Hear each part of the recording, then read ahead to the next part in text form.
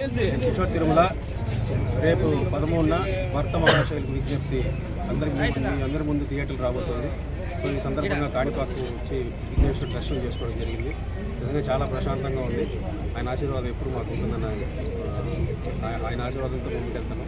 So మీ అందరూ కూడా cinema చూసి ఎంజాయ్ చేస్తారని మూవీ ఎప్పుడు రిలీజ్? రేపు morning. So go to theatre.